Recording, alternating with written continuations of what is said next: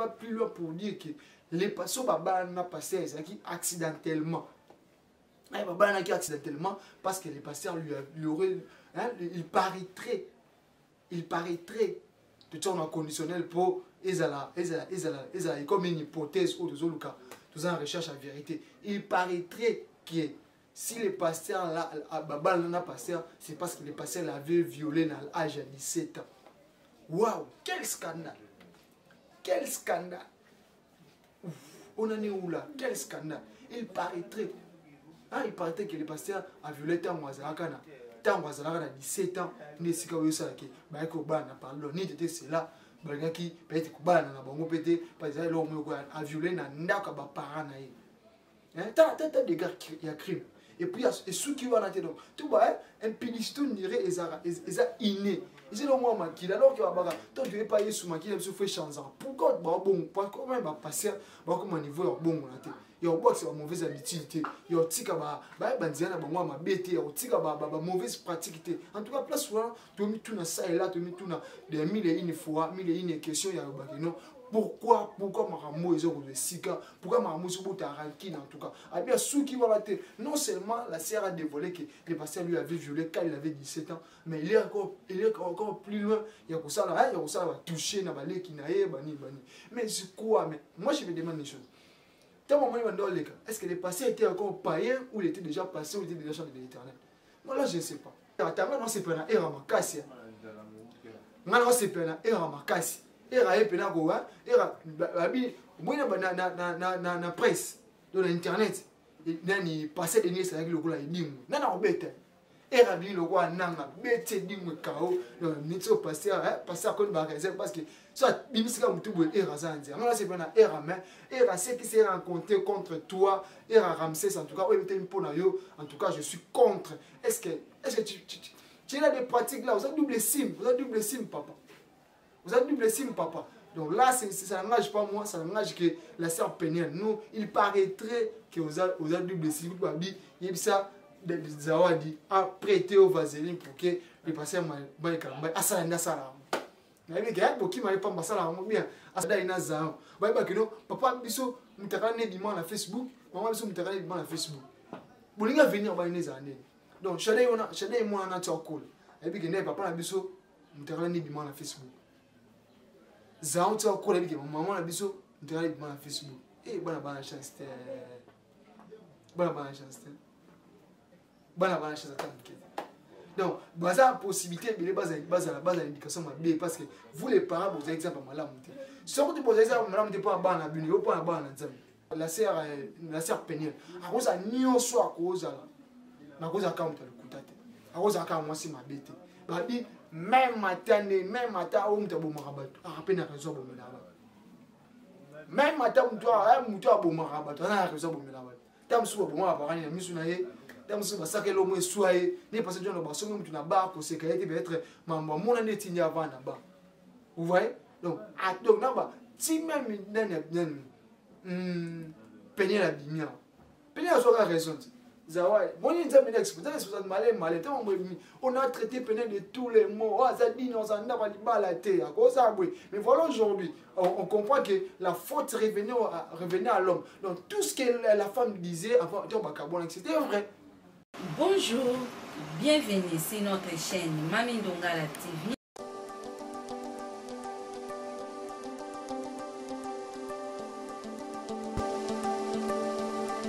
N'hésitez pas à vous abonner sur notre chaîne Mami Ndongala TV, likez, commentez, partagez. On est ensemble. Notre Dieu vous bénisse beaucoup abondamment. Je vous aime beaucoup de tout mon cœur. Je suis votre sœur, votre maman, Mami Ndongala.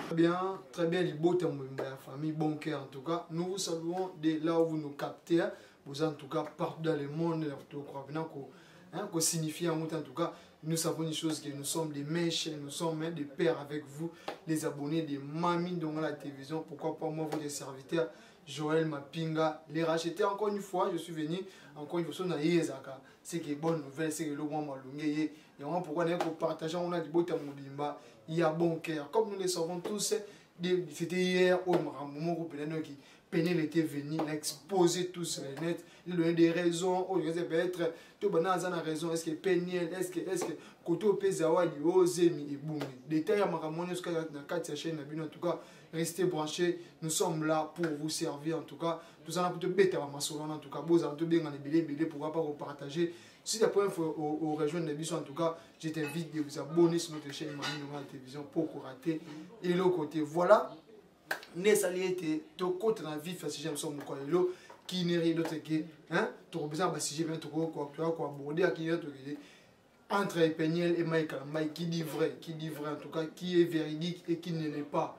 Depuis un moment nous tous cette personne qui venait raison dans moi le non notre sœur Peniel pourquoi Azo malmené les pasteurs pourquoi il fait tout cela Azo garder bana pour libérer bana hein ani kotika pasteur mon na bana té donc tout ça là tout le bas qui entre vous et nous en tout cas le tout comme qui or que vérité et ça autre qui autre kanisa qui en tout cas on a tout le bas kaka pour canceller mutu mabete avant to yoka ko juger mutu té donc babara mukonza mboka alia nyamalito et monte les maman biso Mamie Ndonga en tout cas laisse-moi te dire bonjour maman mbote siko zali maman Mamie Ndonga la patronne la boss en tout cas mbote na yo pourquoi pas notre sponsor numéro 1 yé papa la ngai Malongo Garcia Ndonga en tout cas mbote na yo pourquoi pas papa Joao Fernando en tout cas ba mbote mingi siko zali papa Max de tous les jours en tout cas ou mais là papa pourquoi pas la partenaire ya Mamie Ndonga qui est Marie Alando hein mère à Jonathan en tout cas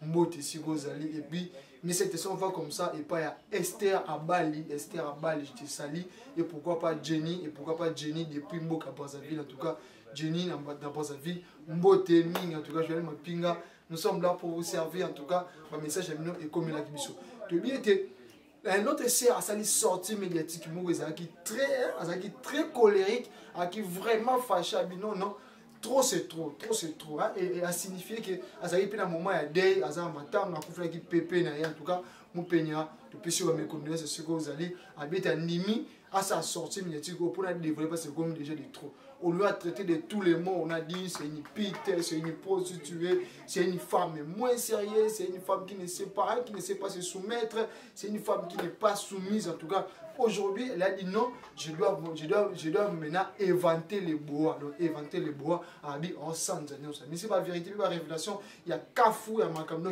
si vous ratez en tout cas je t'invite à opposer bah détail à nous sur mais ce que nous avons considéré c'est là notre sœur Mopenia a bien témoigné mobile. Il a dit combien le frère lui a fait souffrir. Alors que l'on a un scandale, nous avons passé tous en termes malins. Donc nous avons timidité à sœur Nabiso et moi en toile, tout le monde qui sextape, il y a un jackpot, il y a ça et là, ils ont qui le pasteur Mike a divulgué qui a un panza qui a pourquoi qu'on est dans bah botir abiso linga botir abiso bolingo botir abiso sala mabete mais to yo sa mutu mabe papa a to bani to conjuguer on a tani to bila on neni parce que notre sœur regrette Sabino ceux qui ba vidéo on est comme ba téléphone na ba mboka ba nyonso ba mona nilité na ye ezali pour passer à kangela ki muté pour passer à kaki à nuire à salir réputation na ye c'est ça vraiment en tout cas passe na place on a ça et puis na passe na biso ba mibal to qui passe pourquoi comme on ninga tina niveau pour comme ça on ninga tina suka pour que ça me bon en tout cas moi j'ai lu la bravoure le courage pourquoi pas et notre sœur Olabi il faut inventer les bois Abi était les pasteurs qui est plus loin qu'au foot arabe journaliste en tout cas pour pas défendre oh mais toi dis moi tu es avocat na Yesu molobeli na Yesu c'est que ils ont un slogan ils ont un slogan à contenir ça mon bon côté parce que c'est que la sœur a dit non arrivé à un niveau il y a payer batu ba ko salir réputation il y a notre sœur il y a ko futa ti batu ba mama lukuta ba monter ba kabal il y a une vidéo comme Elio au PC ba publier on se prend au salir mutu on a né où là où sont les serviteurs de Dieu dignes au bazar internet ya ko mela babo merger les pasteurs vous avez cette obligation là ya ko battre la bampate nzambe pas ya ko bungisa nzambe wuta lobi on est sur PC ngai na bungisa ta mo ya pas mona libebi ninge komamaki est-ce que Peniel a zamo mona libebi pas pasteur Mike entre nous tout une question zamo libebi oh pasteur nga comme ça mais tina suka au pasteur alinga si ça est au pasteur alingi a commencé kino suka to be ngoni mutema mabe tu bien on ni haine, tu bien moi je sais pas, bien on doit redéfinir ce tout bien vraiment ni. Et puis la sœur va plus loin pour dire que les passos baba n'a passé accidentellement. Baba n'a accidentellement parce que les pasteurs lui auraient, hein, il paraîtrait de ton conditionnel pour comme une hypothèse ou de Zoluka, tout ça en recherche à vérité. Il paraîtrait que si les pasteurs là, Baba n'a pasteur, c'est parce que les pasteurs l'avaient violé dans l'âge de 17 ans. Waouh, quel scandale! Quel scandale! Ouf, on en est où là? Quel scandale! Il paraîtrait que les pasteurs a violé tant Wazalakana. Tant Wazalakana a 17 ans, il est là. Balaki peut-être kubana na bango pété par exemple l'homme a violé na ndaka ba parents na ye. Tant des gars il y a crime. Et puis et ceux qui vont à donc tu vois un pénisto dirait ezara inné. Ils sont moi makila alors que baba toi tu veux pas yesu makila se fait changer. Pourquoi ba bon pas quand même ba passer ba comme niveau bon na te. Il y a box ba mauvaise habitude, il y a tika ba banzia na bango ma bête, il y a tika ba mauvaise pratique. En tout cas place souvent tu mis tout na ça et là tu mis tout na des mille et une fois, mille et une questions il y a ba non. Pourquoi Maramo ils ont le sika, pourquoi Maramo se bout à rankin en tout cas. Ah bien ceux qui vont rater, non seulement la sœur a dévoilé que les pasteurs lui avaient violé quand il avait 17 ans, mais il est encore plus loin. Il y a que ça là, il y a que ça va toucher na balé qui naé bani. Mais c'est quoi? Mais moi je me demande une chose. Est-ce que les pasteurs étaient encore païens ou ils étaient déjà passés ou ils étaient déjà chantés de l'Éternel? Moi là je ne sais pas. Parce qu'aujourd'hui nous ne savons pas peigner à quel âge. Nous savons qu'il y a 17 ans. Si tu vois qu'il y a des balles, il y a des balles, il y a des calculer tout le monde peut-être que 17 ans et vous appelez mon moulaïté parce que déjà Zahon a 3 ans seulement, Shaddai nous ne savons pas son âge. Maintenant, moi je me demande, tant pasteur à commettre Babylone, est-ce qu'il était déjà converti? Est-ce que le pasteur Mike a bon l'air d'un thème, tu n'es pas souvent, tu mets tout en homme. Est-ce que Bassala a mon bon? Il y a violé, c'est au bal pour violer. En tout cas, nous avons tous connu qu'il y avait une vérité, ou peut-être peigner la norme bâton moulaï, ou yémoko à se permettre à bino. Trop c'est trop. En tout cas, il ne peut plus continuer qu'on mêle. Il y a un peu mon abatou. Moutemanae, qu'on mêle la carte. Et qu'on mêle la carte, ma bête, moutemanae, ça a été pour là. Et bon, en tout cas, place où on a les passeurs. Nous les chrétiens autosaliens, en tout cas, nous avons vraiment intérêt à que ça bien pourquoi pas qu'aux arbres exemplaires, pourquoi pas mettre tout papa Tom se marambo non tout papa Tom c'était non tout papa Ken Luamba non tout papa Roland Daloté non tout papa Kellen tout papa marambo papa la biso ba site à lui moto wala marambo papa Adine na bala tout papa marambo mais pourquoi pasteur à l'heure. Tu vois, et ça qui pasteur mise en jour. Oh, tous les coups sont permis peut-être. Tous les coups sont permis. En tout cas, c'est pas du tout louable, c'est pas du tout appréciable ce que la sœur a dit. Parce que moi je vous assure qu'il a même versé des larmes. Il a même versé des larmes en disant que non, il avait fait un mauvais choix. Oh, il a malade bien lui en ce n'est que banani balana bimina bango. Donc ça banani balana lo a gagné kuna. Infidélité à vivre en kuna. Hein, oh ah, ça n'a pas foutu un bon, mais à quel plus loin pour dire que donc tout ce que Zawad nous a rencontré là, affaire vaseline, sodomie, homosexualité. Donc la sœur englobé le tout, il a affirmé cela. Donc si y a une personne qui connaît les pasteurs mieux que nous tous, c'est la sœur Peniel. Parce que la sœur Peniel, elle est capable, elle a à mesure, il y a des détails, il y a pasteur, nous doit ignorer. En tout cas, la sœur, elle est vraiment capable. Elle a plein de moyens. Les pasteurs vivent comme ça, ta vie, parce qu'ils ont passé pas mal de temps ensemble. Ils ont passé pas mal de temps ensemble. Les pasteurs aussi nous ont fait croire qu'il avait eu la possession à ban. Alors c'était faux. Comment tu vas passer au temps le comment une personne est renommée et puis c'est un moteur raton de rap rankin mo entre la fouine et Bouba. Mais l'homme ou la fouine les vrais bonhommes ne règlent pas leurs histoires sur le net. Les vrais bonhommes ne règle pas les réseaux sur le net. Mais si on passe à comme régler sur le net. Si on continue à mokili, on bien au sang la montée. Et bon pasteur. Oh, bah, nous tous ensemble. Maintenant, où en est nous? Tu commis où en sommes nous? Tu ok wapi? Tu bien on est. T'as un souka, tu bien on est. T'as un souka, tu n'es. Quand tu monde, hein? Je sais pas parce que là, tu me un peu pour définir, on m'a ramené ni apparemment. Tu es bon, c'est équilibre. Tu es passé marché, tu n'as pas le bon. Tout ça équilibre entre nos vies conjugales et nos vies pastorales. Tout ça équilibre entre nos vies chrétiennes et nos habitudes en tout cas, c'est pas du tout bien, mais c'est la chose que nous avons connue de la part de ces. Pourquoi au commentaire à niveau bah que non, au tine des journalistes, bah bandi, bah de caler non là. Est-ce que ton maramou est qui t'avait poussé la serre pénée yolo bana réseaux sociaux. Yolo étalé bah vérité dans les réseaux sociaux. Ben non, toi-même tu es venu au PS, tu nous as donné la matière. Tu nous as donné la matière où peut-être repousse et ça qui est tout non pour que tu puisses savoir détail non pas peuple au banda au bas téléspectateur fidèle en tout cas. Et puis comme c'est un niveau non na otile ba bandi non sache-le que ce te occupe qui va assassiner journaliste mon c'est Hollanda yo parce que tu as dit c'est là ils ont acté nous avons te yoki à mon que non au look ça ba ba moi et puis aussi journaliste pour aussi ba bandi bon nous on est là nous avons capté l'info parce que l'info ils ont nourriture pour la nous tout le bas nourriture convenable autant convenable donc tu nous as donné de la nourriture convenable tu laisses on ba temps convenable qui est que ce qui définit en sorte que les patients et toi vous avez en tout cas c'est plus le mot vous allez lié à vie parce que vous avez un bas oui mais pourquoi tout déboulé même d'abord d'un côté oui mari oui papa oui mais pasteur aussi faut le mettre et commencer à dire que non non nous ne sommes pas de là c'est pas nous qui vous avez poussé à que boya tout le banataire non pas boya tu as parlé nous avons écouté et nous sommes là pour transmettre tout comme le gars Rimina, nous avons mangé, il y a un temps où tu peux ça, tu peux savoir tu peux lier les sous. Le temps de lier, tu sais un mot bien qui on a marché sous parce que n'a pas marqué quelque part.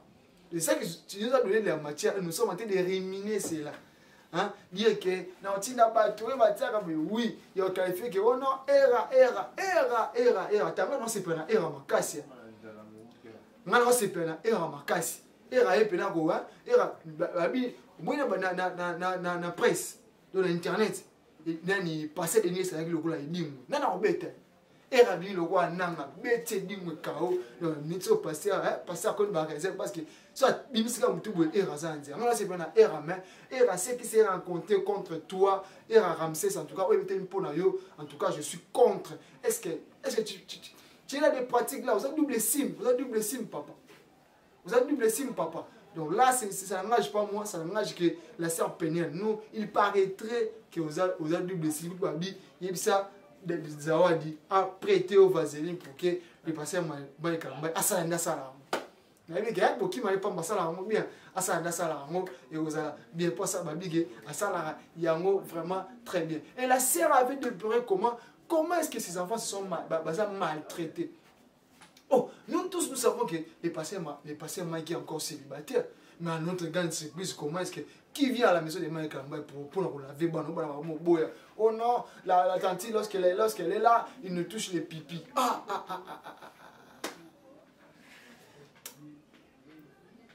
Que dirons-nous égard de toutes ces choses?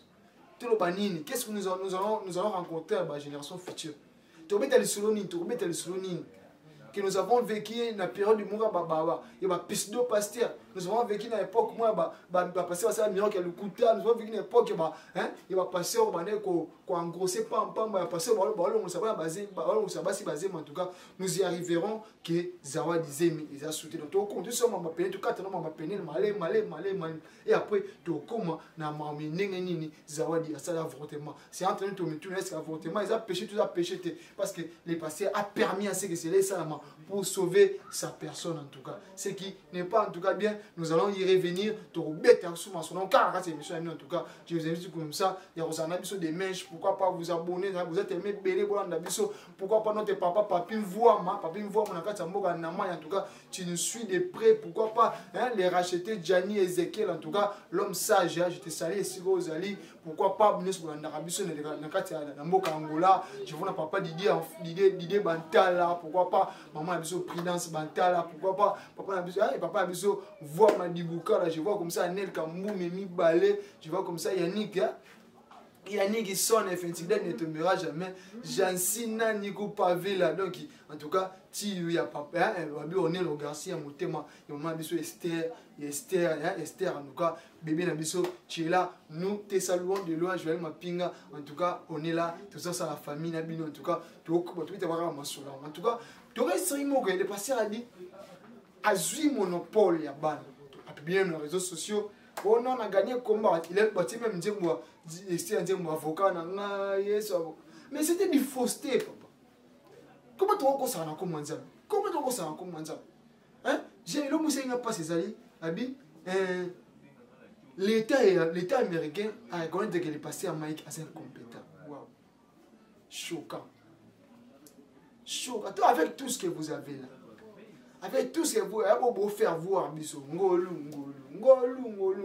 mais dites-nous maintenant, comment lorsqu'il s'agit d'assumer ma responsabilité, Bobby est compétent.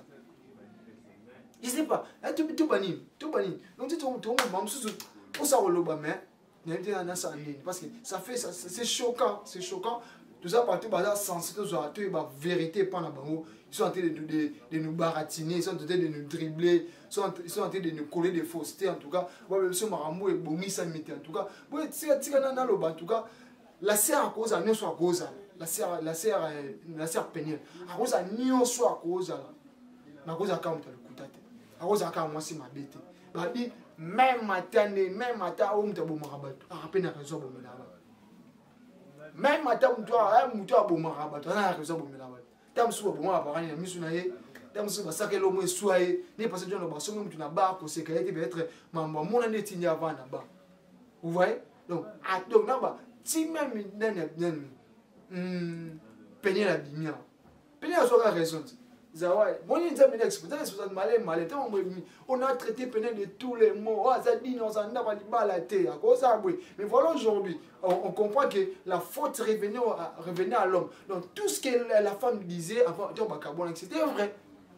Donc on avait toujours là l'habitude de protéger parce qu'il s'agit d'un homme de Dieu, combattre la personnalité, combattre la non, vous voilà ça là ne touchez pas mais on était touché par loin, touché par loin parce que le loin de Dieu ça va maramoto abi so il doit aider à soi à quoi il y a télé à son abi Dieu na femme attraper la littérature, c'est va et ne pêche point. Tu vois, même la Bible te dit, David l'homme c'est le cœur de Dieu. Oui, David est l'homme selon le cœur de Dieu.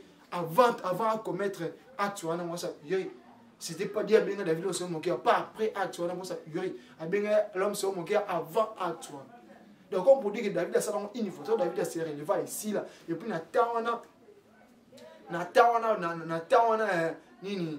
na tawana kozana basi belé ezara pe mabe ezara non normal Abraham azara basi belé voilà donc Salomon va bien moins yebo David va bien moins mais le dos na temps hein babi si tu regardes une femme pour la convoiter tu as déjà commis l'adultère avec cette femme donc on a tellement beau transitant en tout cas moi j'ai toujours dit tant batu balé ba soin ezaka na moko na mora za na vérité mora boya on dit ma vérité. Tant l'église voit même l'église de Kabouani.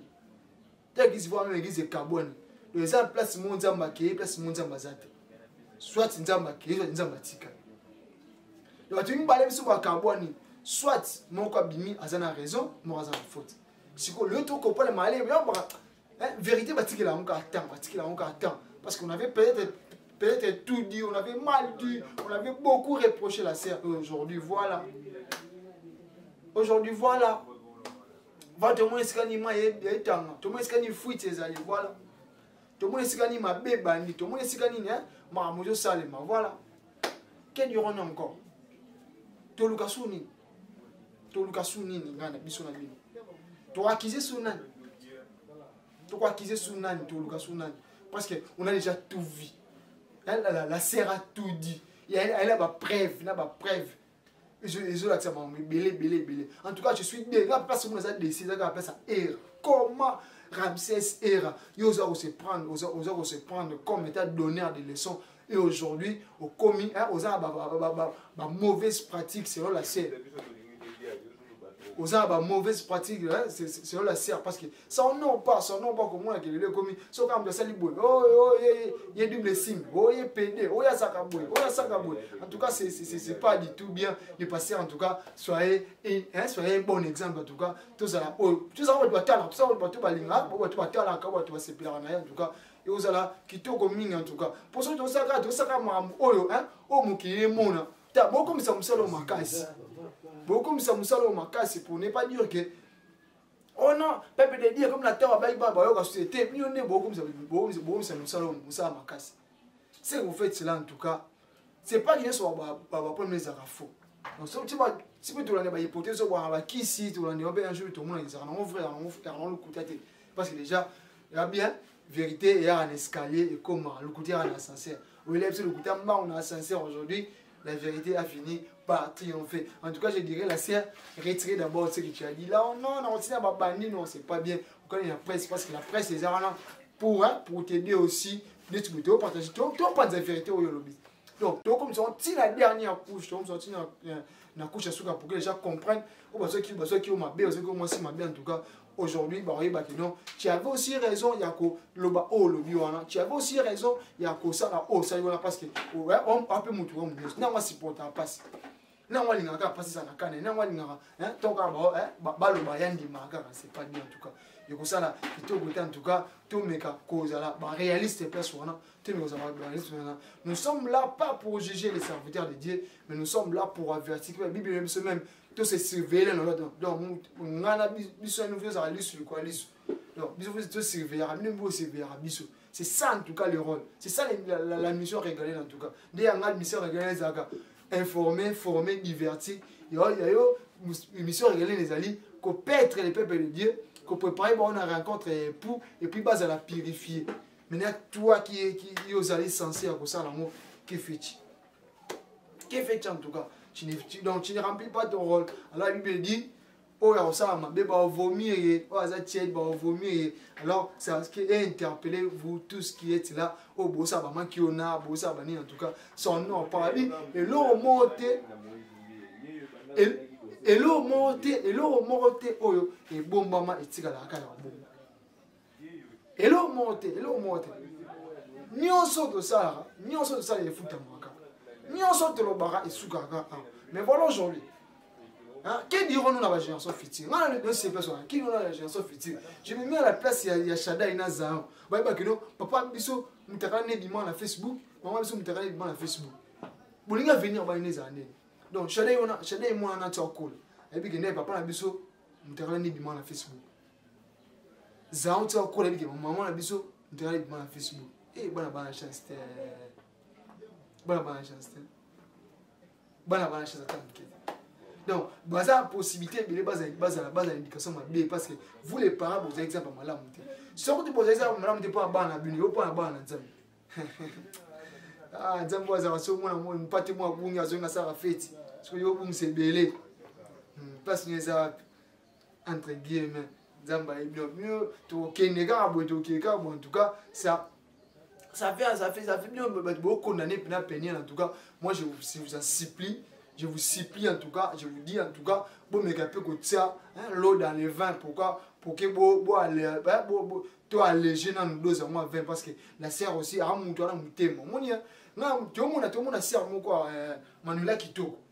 Pour la finga, à comme même le niveau, à l'on même lamba, l'on même bilamba c'est biso taïna na réseaux sociaux. Tout le monde est que non, c'est ça c'est la nudité d'une chroniqueuse en tout cas Manuela Kito.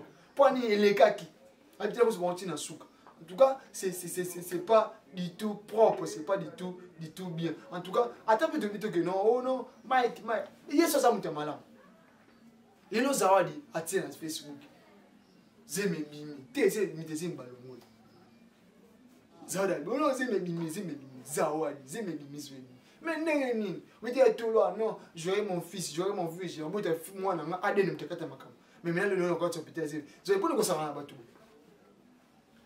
pas ko sara batu o tu as financé oh tu as financé aussi le mettre l'hôpital pour bangi noter oh non hein tu bani hein ça te le bani mais après moi na côté au côté na patiente parce que déjà parce que mamuno si bima pona ezalaka ya solo mamuno si bima na komune ezalaka ya solo zawadi apena zawadi ya solo asaki bo ya solo oh boy oh inte panzia video ya penye na confirmant ya solo oh kutubo ya solo ce que dit moi oh turobanini parce que zawadi abimika un bon matin pour on en est dans za boy zemi za suite au comité théâtre oh le comité théâtre il y a ce normal. Il y a ce plan normal en tout cas. Je ne sais pas tout bien en mon nini. Eh, tout le bani. Tu voulais suivre ceci, tout le bon